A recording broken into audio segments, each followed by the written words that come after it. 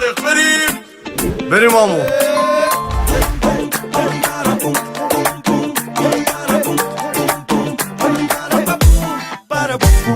چشمام تو چیشش افتاد، بردم خودمو از یاد. هی نگاه کردم هی شدم بی‌تاب، رفت دلو میدان دل اونا میخواد.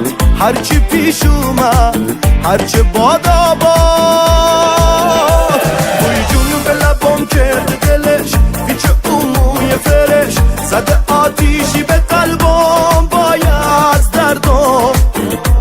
از جاله به چاه افتادم تا دلم رو بشدادم، سر اومد صبر و قرارم باید یارم، دوستش میدارم.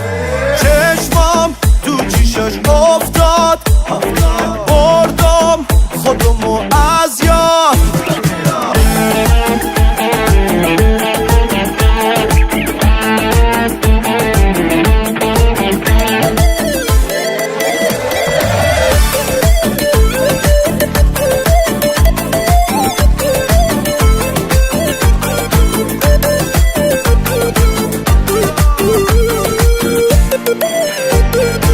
هی از ما اصرارو هی از او انکار، روزا شده واسم مثل شوهتار.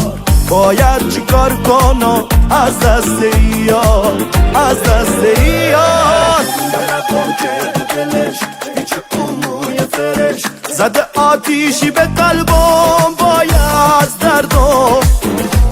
از جالب چاه افتادم تا دلم رو بشدادم، سر اومد صبر و قرارم باید یارم، دوستش میدارم. چشمام تو چیشش افتاد، بردم خودمو از یاد.